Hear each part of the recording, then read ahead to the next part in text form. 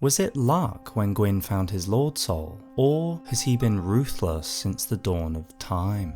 Gwyn has always climbed over others to get what he wanted, and yet he inspired faith among the greatest of heroes.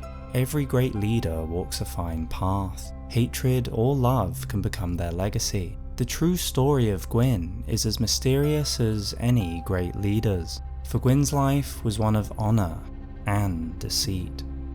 For how long did the new beings that came with life wander in the dark? Was Gwyn among the first to come to life? Is Gwyn as old as disparity itself? Or was he born from a long line of creatures who scraped out a meagre life in the caverns of the world? But Gwyn would change things. He would stumble on something that would change their fate from one of mere survival. For whether he was the first to live is unimportant. He was the first to grasp an almighty power. Along with 3 others, he found the Lord Souls. And while the other beings would find the souls of death, darkness, and chaos, Gwyn's soul was the soul of light. With it, he created his very own sun, and he stood proudly in its light, lit clearly by the light of society, and seen by all he ruled. He would try to act with the honour of a lord until his dying day. Under his rule, the cavern dwellers stepped out from their miserable domain. Underestimated by the ancient rulers of the land, they built new homes undisturbed. Gwyn kindled and guided into life a thriving culture. There would be squabbles, battles, mistakes, all the difficulties of progress, but Gwyn led his new civilization through it all, until these underestimated creatures had grown great stores of knowledge, treasure, art, religion, and military power. And there was peace between the 4 lords, but their light was dimmed by shadows cast by the old age. For the dragons were eternal and denied disparity. They did not need it. Light and dark, heat and cold, life and death would always lurk in the corners of the world, so long as the dragons dominated. Gwyn and the other lords wanted more.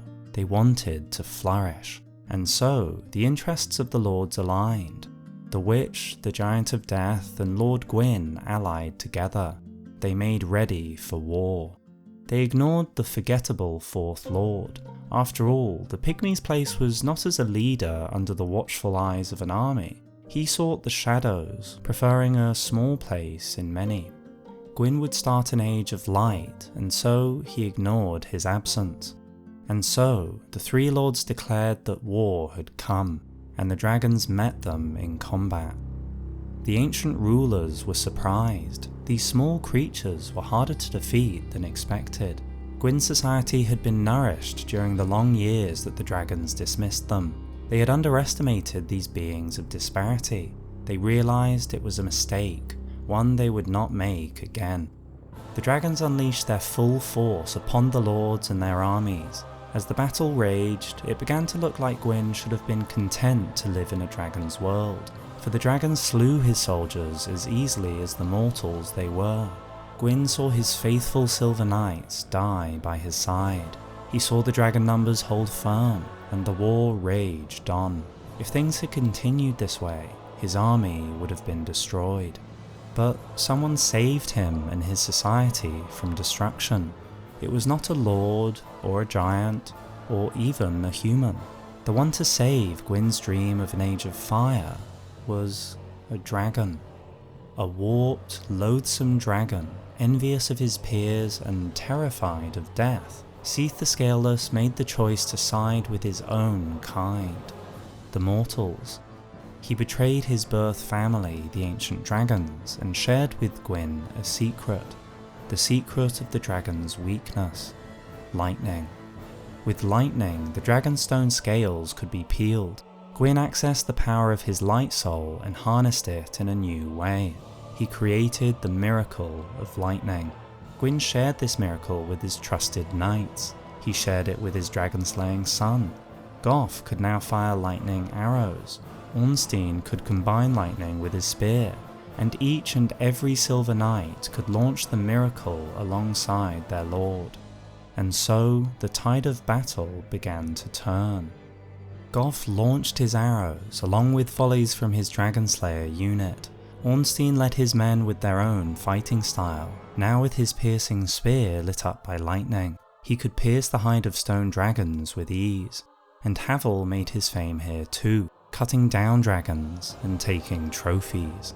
Victory was plucked from the jaws of defeat. And so, with the dragons no more, disparity was the universal natural law. The dust settled, peace reigned, and Gwyn took his place as ruler of the new world. But had the Lord of Light merely traded enemies? For as the Age of Fire flourished, so too did the dark that fueled it. For the greater the disparity, the greater power in each thing's opposite. As Gwyn's light burned brighter and Anor Londo grew in might, so too did a shadow grow, like an abyss beneath the flame. For just as light lit the dark fueled the light. The Age of Fire went on, and Gwyn continued to lead it to greater heights. A Lord of Light was meant to be a Lord of Honour, and so he rewarded Seath for his betrayal as he had promised, even if Seath's actions disgusted him in his heart. Others were repulsed at this decision, but Gwyn had given his word. Gwyn had to step over his misgivings to act as a lord, to do what was best for Lordran. Personal feelings should not compromise his duty. He gifted Seath the Archives, a storehouse of knowledge with which Seath could engage his tireless intellect. He granted him dukedom, another choice that shocked many who fought against the dragons. But Gwyn's word was law, and in time he would give his own daughter to Seath in matrimony. Despite his favour to Seath, Gwyn's soldiers continued to hunt down the dragon survivors, one by one. Gwyn was not only the head of the society, he was the head of a family of gods. His wife, the mother of his children, was like the disparity of the age. If Gwyn was lit by history, she remains in the dark. While Gwyn was celebrated and statues built in his honour, we still do not see her face in Anor Londo. We do not even know her name, but his children are known. The firstborn son's name is lost, though we know he was a god of war. While his divine duty was not as complex as Gwyn's, he was a hero who did his duty. Gwyn would go on to leave his firstborn son the power of lightning, showing his love and perhaps that he ought to be the next king. Guinevere, his firstborn daughter, was the goddess of bounty and fertility. She did her duty too until she left the capital. Gwyn was also father to other children whose role would be much more hidden. Both would assist him in dealing with humanity and their dark, the eternal problem of the Lord of Light, and both would remain eternally loyal to him. For humanity was the fuel for the Age of Fire, and the Age's dark secret. These beings of dark, the Pygmies, were gifted a city and sealed away along with the gift of his youngest daughter, who served as their goddess. Later, he would trust his youngest son, Gwyndolin, to manage the flow of humanity. Raised as a daughter, the power of sorcery and the moon was strong in Gwyndolin, and he would cast illusions to preserve the sun of the city. Another great human city would need management, New Londo. Gwyn would entrust the management of the city to the four kings. The management of the city and its humanity was so well executed, Gwyn would trust these kings and reward them handsomely. For Gwyn in his Age of Fire burned so strong that it could not go on forever. The dragons lived eternally in a dim plane, but in disparity, a bright light would have to eventually dim. For a new light arose, the light of a contender. For a time, Gwyn had chosen to turn a blind eye to the activities in Izalith, but the demon society had grown, and so too had their consumption of humanity. If the consumption increased further, the sun over Gwyn's land would dim, and so Gwyn once again turned to war. Splitting his knights in two, he travelled down to the pits of Izalith, to a world of fire. He would face his old ally, the Witch, and try to solve yet another problem of disparity: competition.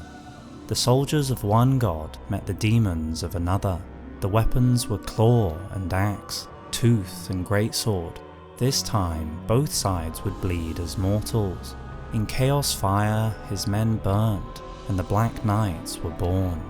The Chaos Demons did not relent. After all, they fought for survival. The struggle went on and on, with no resolution. Losses on both sides became too much to bear, and so two lords, the former allies, met and agreed upon a pact. The leader of light would compromise. Both civilizations would have a share of humanity.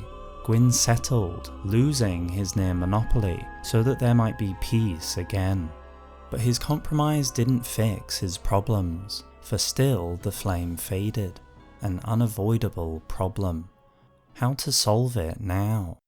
And so, the man who had given his daughter away to a turncoat just to solve a problem, a man who had used the corrupt puppet rulers of New Londo to solve a problem, who had entrapped his own daughter within a city to solve a problem, all in the name of the Age of Fire, would now act with honor. He would sacrifice himself. A fading future meant one thing, and he had to face it with dignity. A Lord's soul would have to burn for the sake of the Age of Fire. Gwyn the Lord would become Gwyn the Martyr. Gwyn split his soul before his departure to give more balance to what would soon be a world without its old ruler. He gave a piece to Seath, a piece to his ever-faithful 4 knights, a piece to his trusted kings in New Londo. With this done, Gwyn marched with his faithful knights for the last time, down to the kiln, where more than an age ago he first grasped his lord's soul. Reaching forwards for the first flame, Gwyn, an old man now, looked on tired eyes. Grey hair hung limply beneath his crown, now void of power. Gwyn was an immortal, but one whose sustaining power had faded. The remains of his split soul still moved within him, a shadow of the strength he wielded against the dragons. He felt weak, weak like he hadn't felt since he crawled in the darkness. His loyal knights stood in ranks, ready to give themselves to the flame, ready for his sacrifice, ready for their sacrifice. And so Gwyn burnt. He burnt for the sake of the age he loved, for what he saw as the best thing for the world he left behind. And so Gwyn died with honor. Gwyn's legacy and how we will remember him is up to us.